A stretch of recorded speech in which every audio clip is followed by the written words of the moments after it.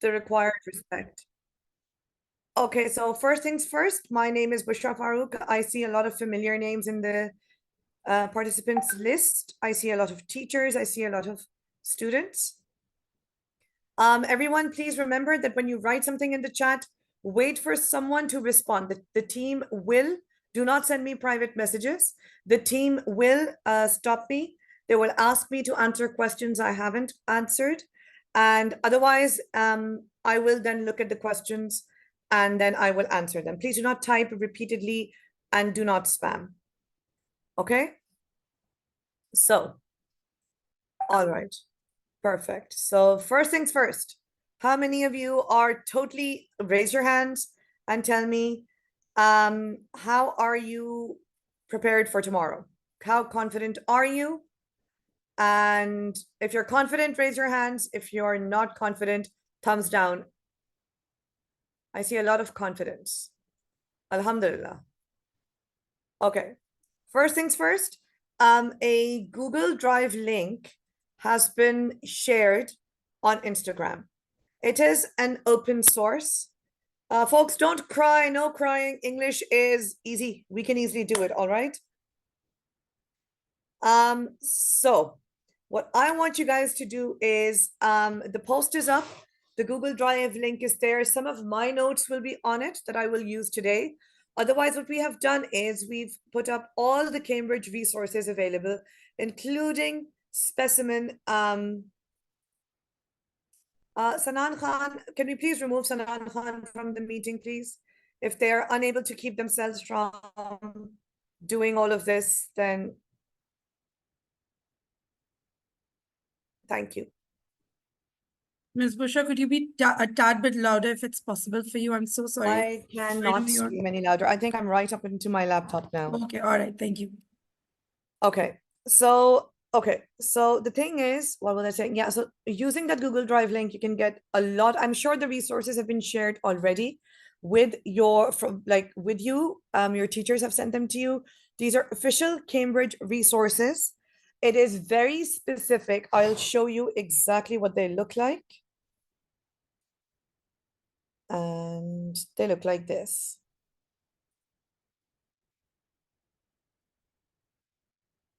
Wait.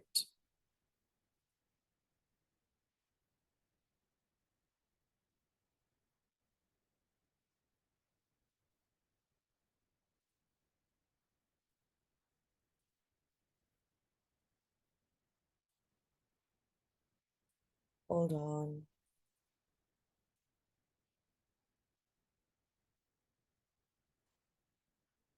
It's, I don't know, instead of it sharing the wrong screen. No, it's not. Now it's sharing the right screen. I hope you guys can see my screen. And I hope you guys can see the right screen. Okay, so we've put this in. This is a specimen paper answer. A lot of you who were able to join yesterday, a lot of you have in general been asking us in DMs to give a sample answer. This is a sample answer, all right? So we do have a specimen answer here for question 1 and question 2. Please make sure you read this before you go into the exam tomorrow. It has a specimen answer for both. So you've got a good, a bad, middle, a bad answer for directed writing. And you've got a good, a middle, and a bad essay as well. Okay? We have also put up these. So you've got these documents from Cambridge. It's writing an essay, all right? So it tells you exactly the language, the organization, they've got tips there, they've got a sample that they've annotated. They also have these. So I will go over writing a speech and all of these, but the samples for the speech, the sample for the letter, sample for the report, email, article, everything has been shared already on that Google Drive link. It's completely open to anyone. You can easily go and upload those. All right, Ms. Kiran, you are asking a question. I would like you to unmute yourself, please. I have asked you to unmute, so you can now unmute.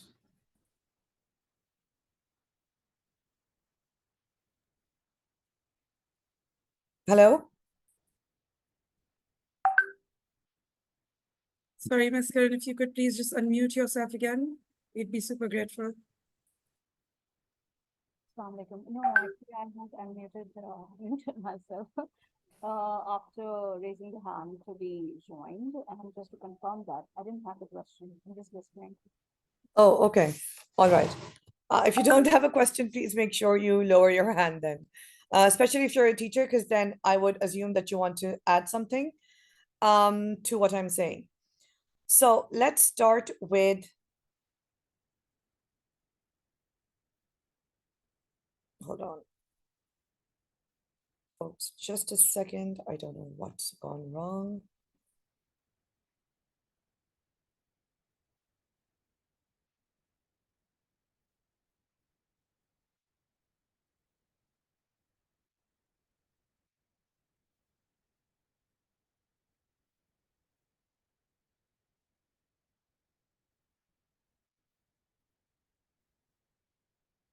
Folks, just a second. I need to just open this. I closed it by mistake and okay.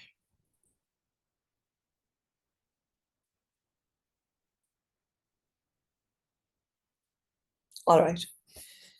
So we are going to look at paper 2 only today. I'm going to go through each and every one of the formats with you guys. And folks, again, questions you have, the moderators in the chat will answer them to the best of their ability. If there's something that I haven't said, then they will then kind of, discuss it.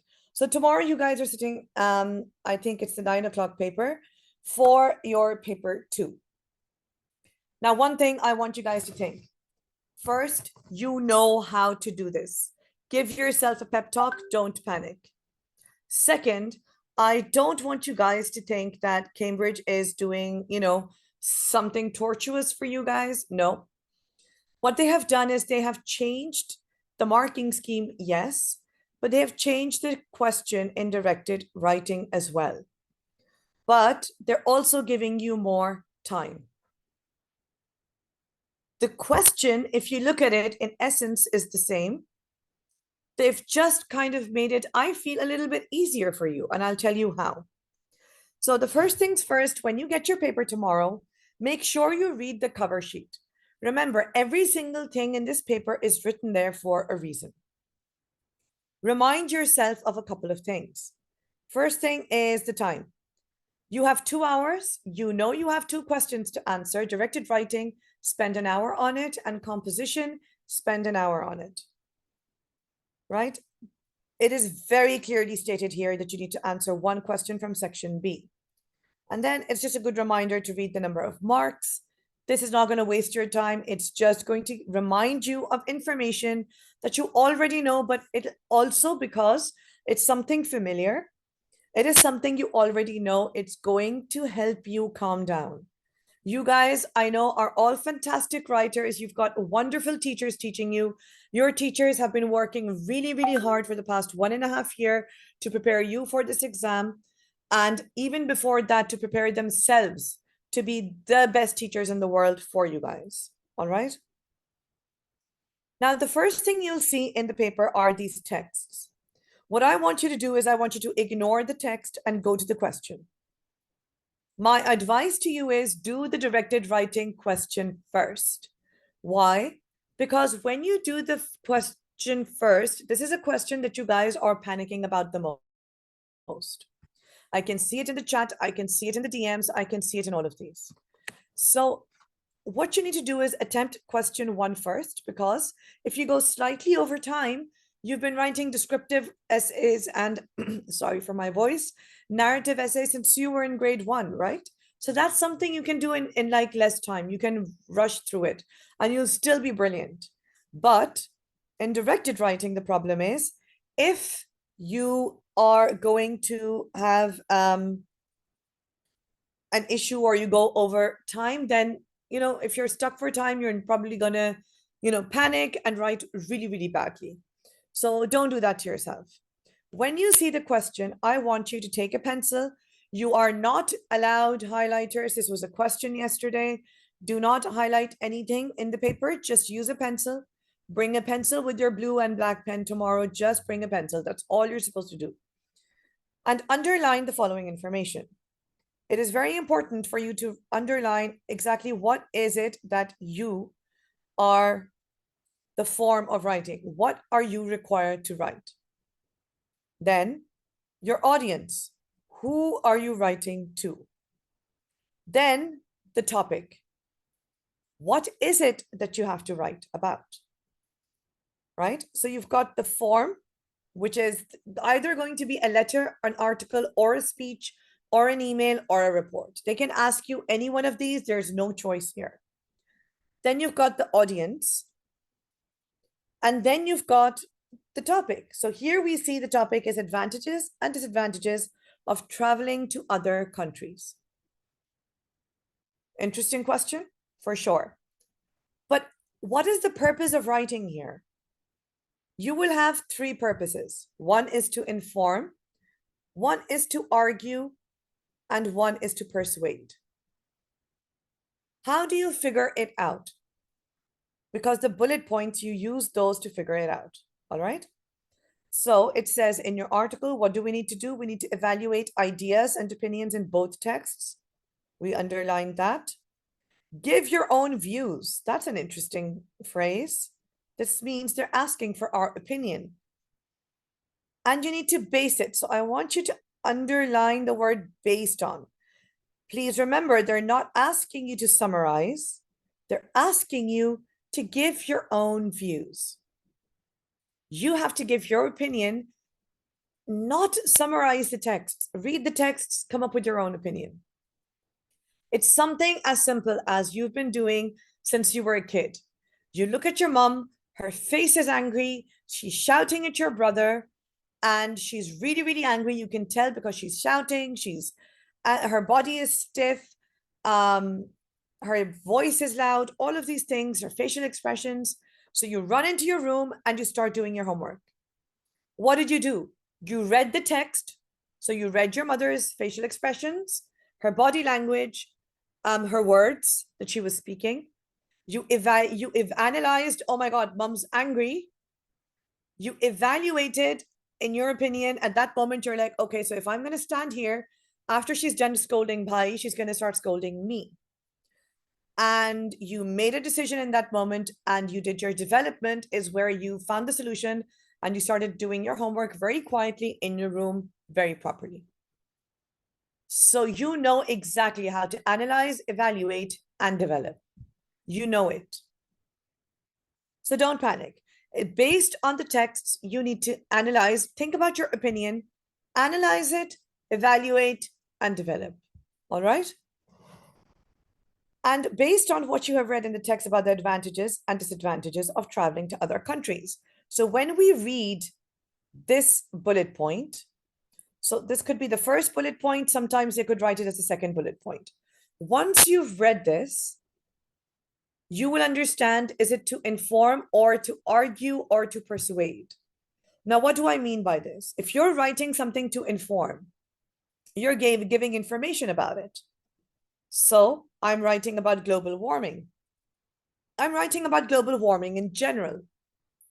I'm talking about the reasons, the causes, the effects, solutions to global warming that can be put into effect, all of these things.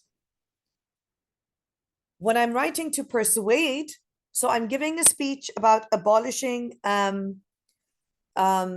uniforms in my school. What do? I'm persuading the faculty and the principal by highlighting all the negative aspects of uniforms, how they're outdated, how they're a financial burden on parents, how it's, an antiquated idea maybe, how you lose your individuality, and it has no purpose, it doesn't help you learn, they can be uncomfortable. And you're trying to persuade them with all these arguments that we need to abolish uniforms. And then you are writing to argue, something like this, where you discuss the pros and cons of something, and you come up with an opinion of your own. What should people do? Should they travel to other countries? Should they only travel locally? Please remember they tell you to base your article on what you've read in both texts. And then it says, be careful to use your own words. Address both of the bullet points. So you have to address both bullet points. And the last thing is, and they will always give this to you, right? Because we've seen in recent years, they've always done this. And that is, they tell you exactly how to begin your article. So when they tell you begin your article with a suitable headline, you will follow the instructions of the question.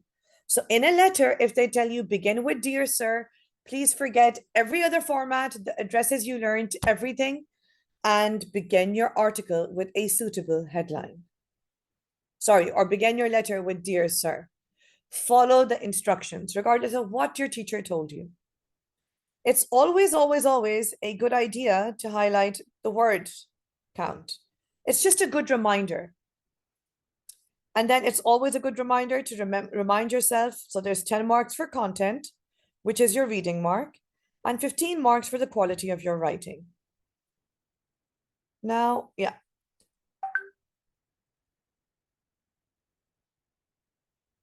When we look at the marking scheme, I just want to go over these. So in your reading marks, so they're giving you 10 marks for reading, for the content of your answer. And this is where your analysis, evaluation, the development of facts, ideas, opinions, and all of those will come in. So your analysis, your evaluation, your development is going to be marked in this section. And the quality of like information that you have selected is going to be marked here as well. And then they're going to, now a lot of people ask questions, Miss, what if we can't use very complex vocabulary? Don't. It does not say use complex vocabulary. It says use a range of vocabulary. So for example, you're writing something as simple as Miss Bushra is a brilliant teacher, right? Then you've got, suppose Miss Kiran as another teacher, right? She teaches you science. And you think, I also think Miss Kiran is a brilliant teacher. No, don't use brilliant again. Use something like fabulous. Miss Kiran is a fabulous teacher. But my favorite teacher is Miss Sadaf. She is absolutely fantastic. I enjoy her classes the most.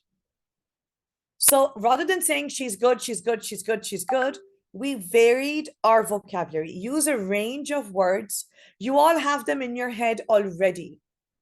The problem that I have with complex vocabulary is when you try to, fill your essays with very complicated vocabulary. I gave this example yesterday as well. I'll give you a very simple example, two very simple words, home and house. So if I say, I live in a house, that talks about the structure. So I live in a house, it's got, it's a building, it's probably got 2 floors, walls, windows, doors, everything. But if I live in a flat or an apartment, I won't say a house, right? So house is the actual structure that you live in, the building. If you live in an apartment, you'll say, I am living in an apartment. It's the actual physical structure. But when you say home, you're talking about a place where you go with your family, a place where, they say home is where the heart is. It's a place where you feel safe, a place where you rest. It's your safe place. So the connotations of I'm going home and I'm going to my house are two very different things, right? We use them in very different contexts. You don't say house is where the heart is. That's not where that's not where your heart is. What if your parents and your entire family moved into a different house in a different city? That's where your home is now. That's not maybe where your house is, the house that your childhood house or your childhood home, right? So we have to be very careful about the connotations of words. So in complex vocabulary, when you are thinking about synonyms, sometimes the connotations are not there. Sometimes, for example, a student of mine wanted to say, Miss, I'm out of words. And the child said to me, Miss, I'm out of vocabulary. Now, vocabulary means words, but we don't use vocabulary in that context, right? It's incorrect usage. So be very careful. So if you decide to use big words, please go ahead. No one is stopping you. It's a good idea to, yes, include some complex vocabulary, but no, you should not, under any circumstances, use words that you are not sure of how to use. Sentence structures, make sure you use complex sentence structures as well as simple and compound sentence. Ask questions, write exclamatory sentences, right? Use exclamation marks, all of these. You need to articulate, experience, and express what is thought, felt, and imagined. This basically means write clearly. Whatever you're thinking, whatever you're feeling, whatever you imagine, write it down clearly. Organize and structure ideas. Now, a lot of people ask, Miss, how important is the format? This is where the format comes into kind of a use. Let me tell you clearly, Cambridge will not give you separate marks for format. So if you don't follow the format that your teacher gave you, your headline in the article is not in the center, it's somewhere on the right. Nobody cares. It's not like you're going to get a -1 because, oh my God, Miss told me that the headline should be in the center, but I forgot and I wrote it on the right or the left. As long as you have a headline and it looks like an article, so for the sake of structure, it looks like an article, it is organized like an article, it sounds like an article, you're getting your marks for writing an article. Same thing goes with a letter. How do you recognize a letter? It says, dear sir, or it says, dear, ma'am, in the beginning. So it's a structure. You've got the salutation, you've got your paragraphs. At the end, you've got the sign off with yours sincerely. So the only thing the format does is it gives you structure in your writing. So this is why it's a good idea for you to follow the format that your teacher has taught you. But if you forget and you miss one thing here and there, the world's not ending. Do not panic. All right. Register is how formal you need to write. We'll talk about this later when we talk about the different formats. And you need to make sure that your spelling, punctuation, and grammar is mostly accurate. Mostly accurate means if you forget a single comma somewhere and a single full stop somewhere, that's absolutely fine. But if you end up writing an entire paragraph with one single full stop at the end, that's not going to work. All right? That's not working.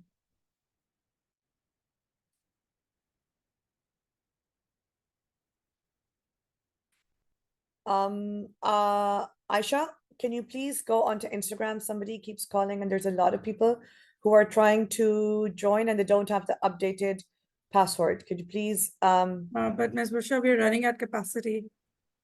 regardless, we need to respond to them because All right. yeah, thanks. All right. Okay. Now I hope we're clear where the marks are. All right, so we need to, when we're writing, so first things first, get your 10 marks. These are easy marks that you are going to be losing. These are marks they're literally giving to you because all the points are written in the text, all of them. And these marks are up to you.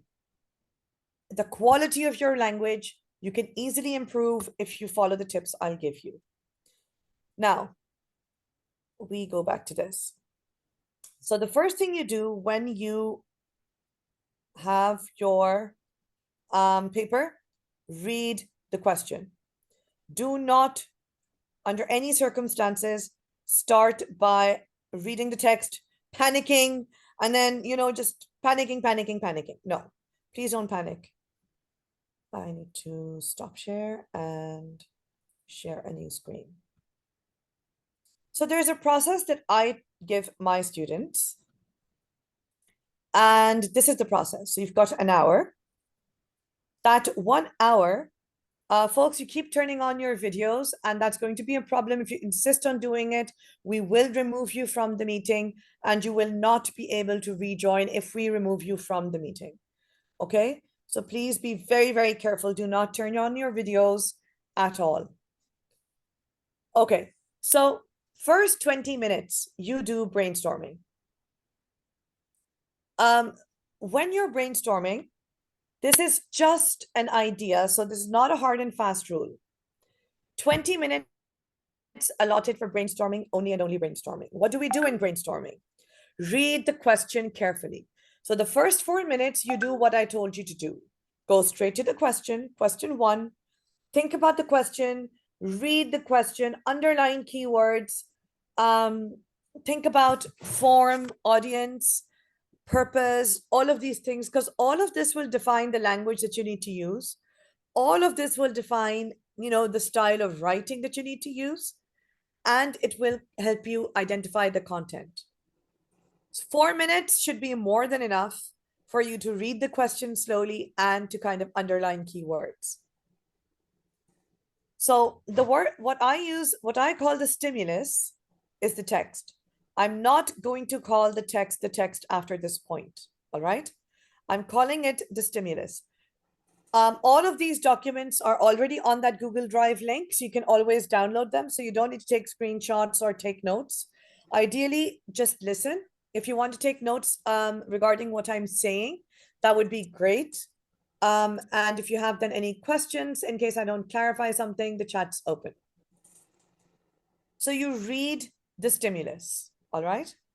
The stimulus is both of the texts. So they can either give you one text or they can give you two texts. The length will be approximately 400 to 450 words in total. So if you notice in the specimen paper that they have given us, the texts themselves are quite short. All right, they're not very long texts. Each one of them have approximately 5 to 6 points. I advise you guys to read them at least twice. At least twice. Why? The first time you read the text, just read it, absorb it, try to understand what the text is saying. And the second time you read the text, please underline key points. You know what the question is asking, so underline your key points as you read. Now, some of my students say, Miss, the first time we're reading, and these are fantastic students, these are students who are really good at English. So the first time they're reading, they find it easier to underline as they read. Please go ahead and do that. Whatever your process is, please make sure that you read it twice. Do not limit the number of points that you find. There is no limit to the number of points. Find as many points as you can, okay? The only thing that you need to remember is R5, where you have to select them for a specific purpose. So this doesn't mean by any means that you need to identify like 10 points per passage. No. The passages, if there are 2 of them, you will have maximum 5-6 points per passage, right? And if there's one passage, that means maximum 10-12 points. That's it. They're not going to give you like too many points. This process of reading should take you 8 minutes. That's a lot of time. Why am I telling you to take such a long time to read? Because you need to read slowly and carefully. You need to read to show understanding, right? So if you read very quickly, you're going to misunderstand things. You're not going to be able to understand things very well. So, and you may kind of misconstrue the meaning of things. So please make sure you read slowly. Don't fly through it. If you finish your paper in 1 hour, in 1.5 hours, they're not going to let you leave the exam hall anyways. You might as well use every single minute they've given you. After this is the brainstorming section that I would advise you guys not to kind of skip. Make a list. You've got additional sheets at the end. Make a list of all the points that you have found. So from the text, pick up these points. Just don't write entire sentences. Write bullet points and write them down. The relevant parts of the sentence, write it down.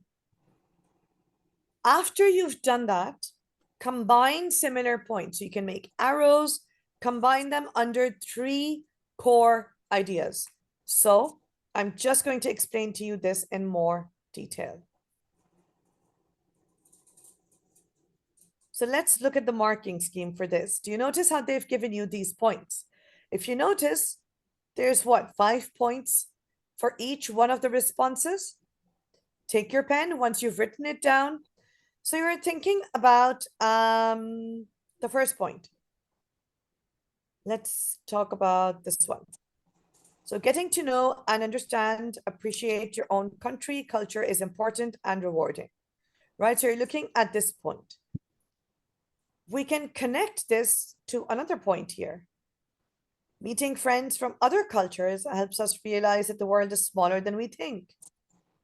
So traveling locally is going to help us understand ourselves better, our culture and all of these. But when we travel, so this is a correlating point. When we travel, we meet new people, make new friends, understand other cultures, right? And sometimes, cultures a couple of 100 years ago were intermingled. So maybe you can see the influences in your culture in other countries, right? So we think about this and we combine this point, right? So this is our first point. We're going to be like, okay, so first core idea, sorry for the horrible handwriting. My first core idea, I'm going to talk about, culture, people, getting to know them through travel. Ms. Then Busha, we talk, I could just interrupt with a question really quick, sorry. yeah.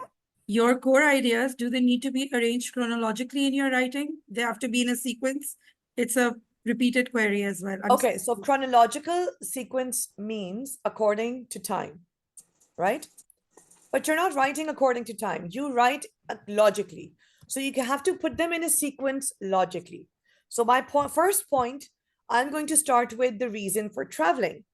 I travel internationally to get to know other cultures, discover all of this, discover new parts of the world, make new friends from other cultures, you learn new languages. However, I've never traveled locally, so I've never traveled to Lahore. I have traveled to Lahore, folks. Before you panic, I'm just giving an example. If I haven't traveled to Lahore, Peshawar, anywhere in Pakistan, I don't know my own culture. I don't have friends in other cities, all of these things. So that is really, really, really important. So I'm going to discuss both of these ideas together in one paragraph. I can also include this point in my first paragraph, spending holidays, seeing family and friends. So if I decide to travel within the country, I could also spend time with family, distant family, spend more holidays with them, see how maybe Eid is celebrated somewhere else, or local traditions. For example, I know in Lahore, Basant used to take place a couple of years ago. I don't know if Basant still takes place in Lahore. I think they banned kite flying. But that was a cultural thing, a traditional thing, So we can travel and explore our own culture and our sub-ethnic cultures, right? So you can combine points this way. Then you think about it, okay, what could my second one be? So you can talk about, this one. So it's human nature to travel. But because traveling abroad has so much kind of, value, so we can also connect this to this point. We can also connect it to this point that people undervalue their own countries and they don't get to travel much in their own countries and appreciate those cultures, right? So that's your second core idea. That's what I'm going to talk about this. So whatever points, so I'm going to combine my points. All of these points I'm going to use to discuss my first core idea. So I use my points to analyze my core ideas. All right, I'm repeating. The core idea is going to be my topic sentence, and I'm going to use these points that I'm combining under my core ideas. I will find 3 core ideas, not more. Underneath these core ideas, I will divide all of the points I have found, and then I will use those to analyze. Okay? This is how I'm analyzing. I'm going to be justifying things and all of this. All right, I hope you understand what core ideas are.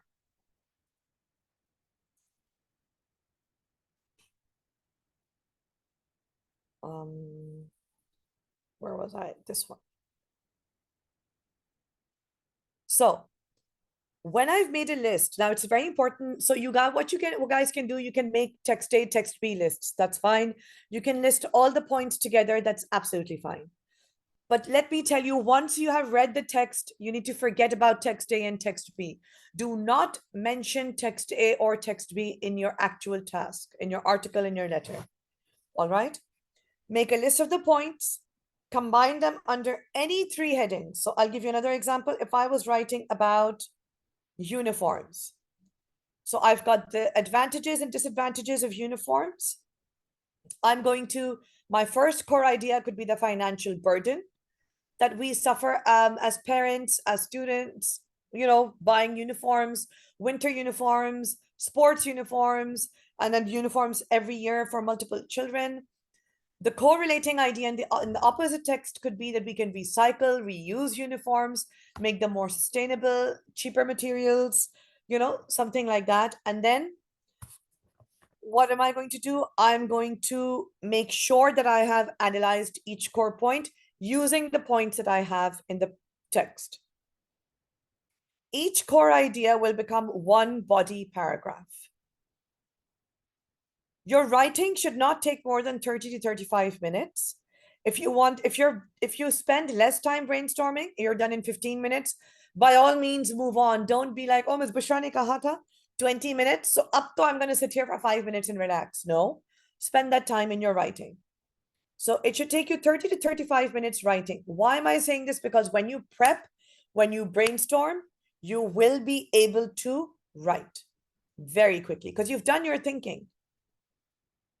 And your word limit is 250 to 350 words. Now, I'm giving you an example of a letter. A letter and an email, for me, the format remains the same. Right? Hold on, let me just make this smaller so it all fits on one page. Ms. Bushra, you're not supposed to show any bias in your writing because obviously they're asking you to kind of weigh both the advantages and disadvantages in this one, right? Yeah. But if you want to show a bias, because if you're writing persuasively, then you can show the bias for sure. There's nothing wrong. Arfat, I hope that answers your question. Yeah. Acha. Now, everything I have highlighted in blue here is for formal letters and formal emails. Emails and letters have more or less the same format. Everything I've highlighted in yellow is informal, right? And again, informal letter and informal email are the same thing. How do you define if your letter is formal or informal? Because a formal letter will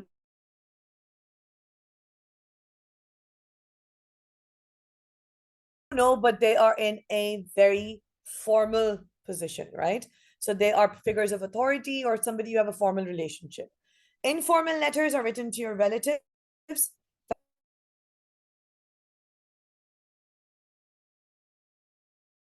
Tom, you're writing to your best friend Safa, you'll write Dear Safa. You're writing to your principal. If you know somebody's title, you can write their title. So you can write Dear Principal. Mr. Brown, if you are writing someone's name, Mr. Brown, do not write their first name, write their second name, make it up. And Miss, please don't write MISS, please don't write MRS. That is also very outdated. Please write MS, Miss. And you will again write the surname of Miss. So if you're writing to me, you will write Miss Farouk because my name is Bushra Farouk. You can also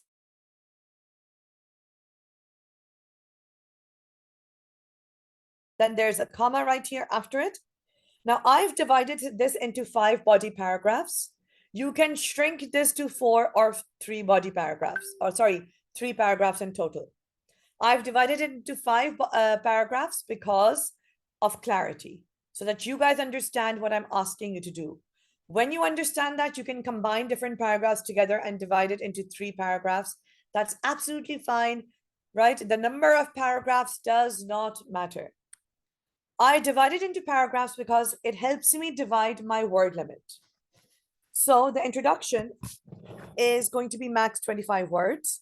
Now, if you're writing an informal letter, so if you're writing a letter to your friend, you have a past history with them. So refer to a past event.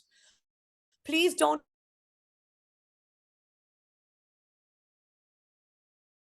I spoke to you, you were giving your exams. I hope all went well.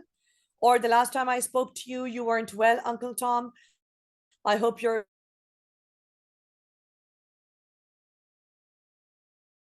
Bushra, you keep on kind of skipping and breaking away. Okay, so tell me, am I clear? When I'm clear, please let me Yes, know. you're very clear now. Okay.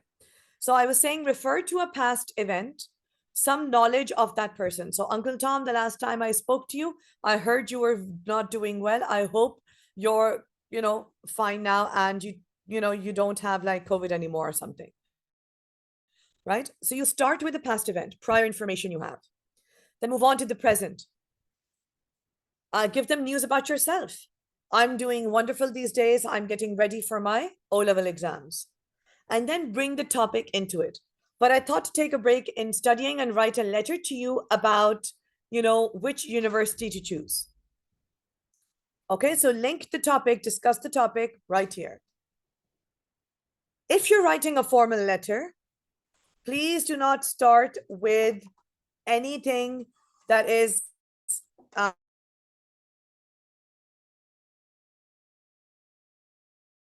so and so and so. Talk about your reason for writing and discuss the topic generally. All right. Then you've got 3 body paragraphs. I've discussed this already. Each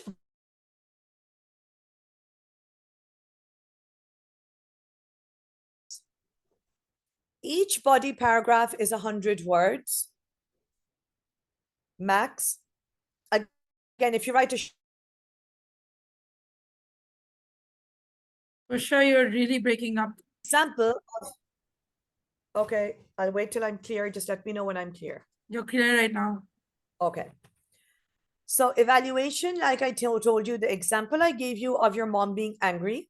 So your text or your stimulus was your mom angry. You read her facial expressions, you saw her body language, you heard the tone of her voice, you listened to the words she was screaming at your brother. हो सकता है अम्मी hanger से भी मार रही हो. I don't know. I hope your mother doesn't hit you with a hanger. But if she does, then she's a good mom. So, anyways, you looked at all of that, and bhai ko bahut zyada dant pad rahi hai, so you realize mom's very angry. You analyze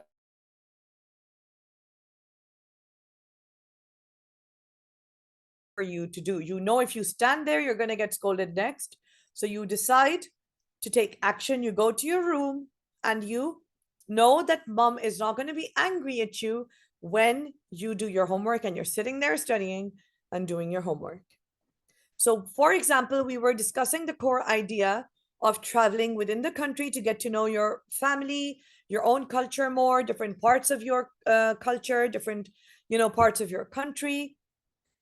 And then you talk about, I'm traveling abroad, learning about the world in general, learning about different languages, people, making friends internationally. And then you evaluate, but what should have more value? That is exactly what evaluate means, giving things value. And you feel, so let's suppose this boy, Iqan, has his hand raised.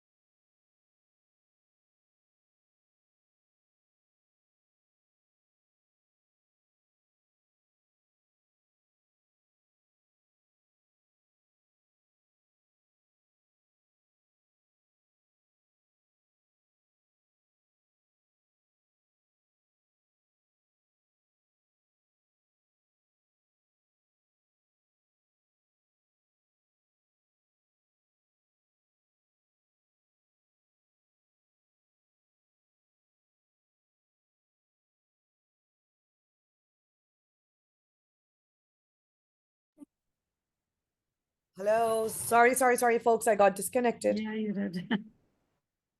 There was no voice because I was disconnected, folks. I've been. Apologies. I kept quiet because people were telling me, oh no, we can hear it just fine. I was like, okay. So, all right. So,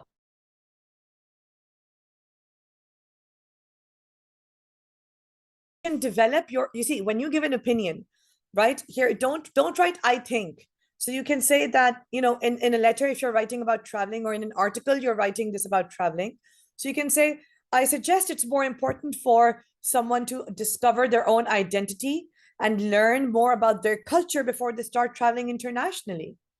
So that is your evaluation. And then justify why you think so. So in the development part, you can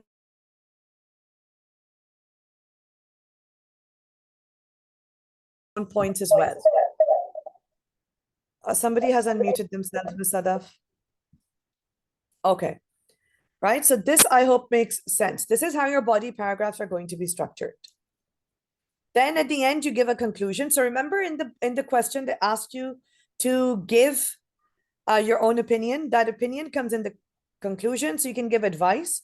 So you can say at the end, overall, give advice, give a recommendation, give a suggestion. When you're ending a formal letter, you can write things like,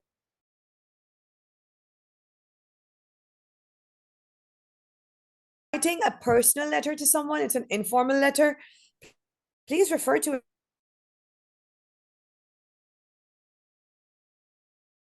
me to visit you this year in the summer holiday.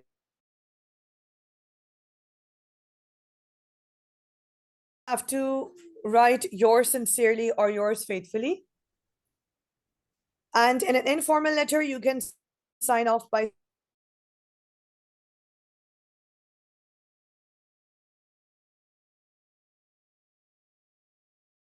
name. But please don't write your full name at the end of an informal letter. Don't tell your uncle what your full name is. He was there when you were born. He knows your full name. All right? So that's the letter.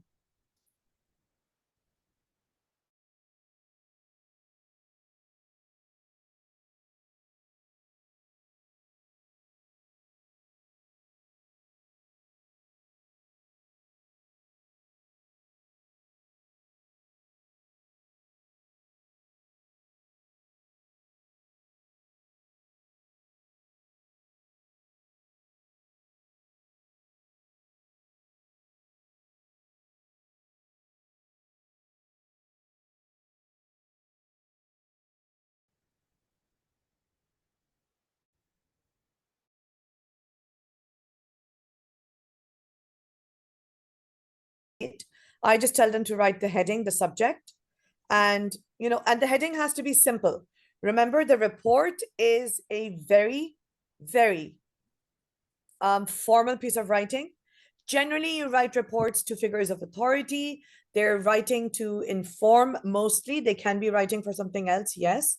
But generally, you're writing a report for a figure of authority. It's a very formal, the most formal piece of writing you have. In reports, before each paragraph, you can have a subheading as well. All right. The subheadings are there again to give you structure. It makes it will help you divide your work into paragraphs more. Please do not get fixated on the subheadings. The quality of the subheading is not getting marks. So what you need to do is just write a quick subheading.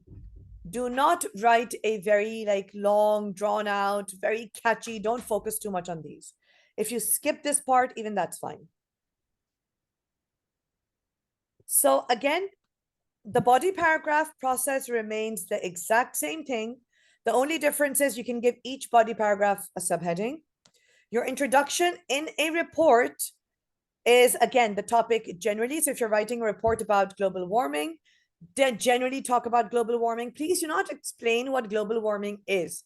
Talk about the causes, the effects, generally talk about global warming, and discuss the purpose of you writing the report. The body paragraph process, again, one core idea becomes one paragraph. Use the points to analyze the core idea, evaluate, and then develop. You can use your own points as well. Do not try to be very fancy with your own points, right? Basic points are fine.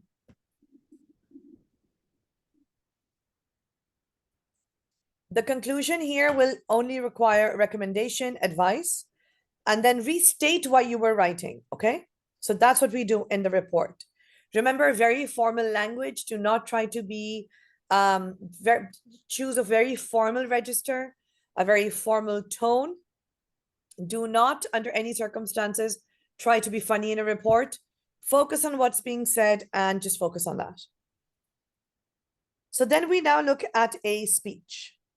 Now, a speech, remember, is oral. Oral conventions apply here. In your speeches, please make sure that you use emotive language. When you are talking, no matter how formal the situation is, it is always slightly more informal, right? It is always slightly more informal than it will be when you're writing, all right? So remember, your rhetorical questions come in the speech. You can use I, you, refer to the audience in your speeches. You can use humor, you can use a slightly, sarcastic tone, maybe. You can, depending on the situation, you can use emotional language, all of the ethos, pathos, logos, all of the rhetoric, whatever your teachers have taught you, all of that applies here. Again, the body paragraphs remain exactly the same. In your introduction and the speech, please always, always, always greet the audience.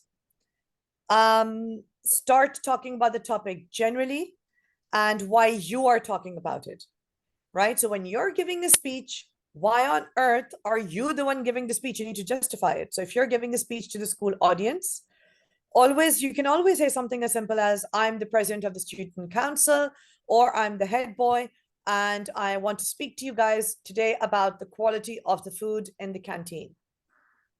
Or you can talk about the fact that our school has a fundraiser coming up, and I want all of the student body to kind of help us raise a large amount, because all of that is being, sent to Palestine, suppose.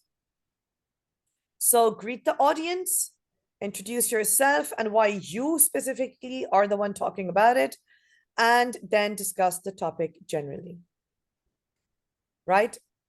Again, the body paragraphs remain the same. In the conclusion, sum up your points, summarize, give a thesis statement, sort of or restate your thesis statement, and then repeat your reason for giving the speech.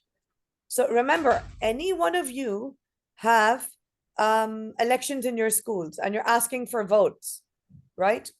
You always at the end say, remember, vote for me, right? You always say that because you want to remind them the reason why you're giving the speech. So specifically, because speeches are used in persuasive situations, you should always, always, always make sure that you repeat your reason for giving the speech at the end. We then come to the article. Let me try and squeeze them on a single page so that I can show it to you all together. So the article starts with a headline. The headline needs to be short. It should summarize what you are writing about, and it needs to be catchy. Again, do not spend an hour thinking about a catchy or good headline.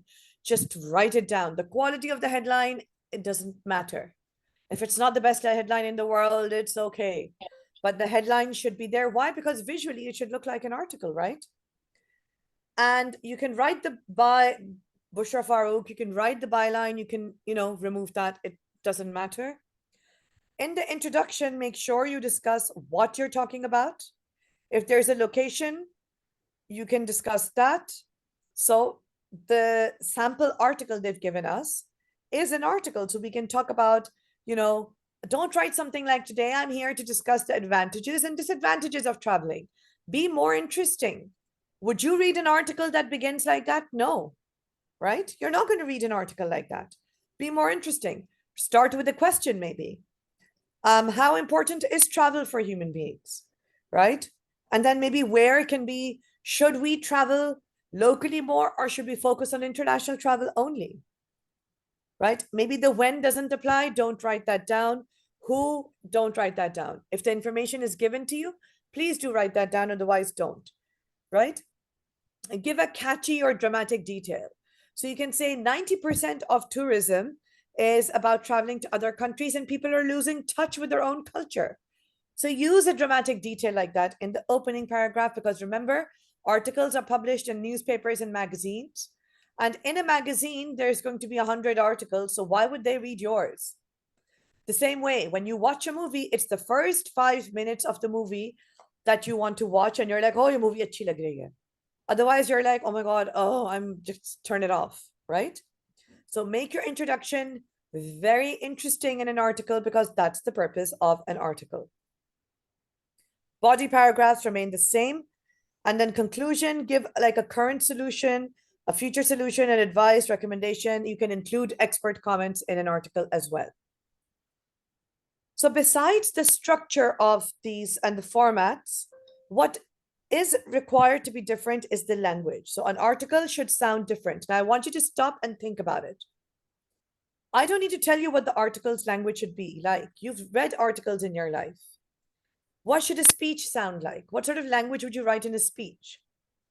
You've written emails and letters. What sort of language would I write in that? So in the exam, after you have written a paragraph, stop, think, read, make corrections there and then at the end, it's a good idea to always review, right? This brings us to the end of directed writing. Are there any questions that I need to answer? So I'm going to ask a couple of people to, rhetorical questions, Beta, are questions that don't need an answer. So if I'm writing in my article that something, I don't know, what was my rhetorical question? I forgot my example. So I have to think of a new one now. So maybe if we're talking about traveling, so how important is travel, right? Rhetorical questions make you think about the topic. So those can be included in articles, speech, maybe letters if they're informal. Don't include rhetorical questions in formal writing, please, right? Okay, so first person I'm going to ask to unmute is Ahmed Raza. Your hand has been up for the longest time.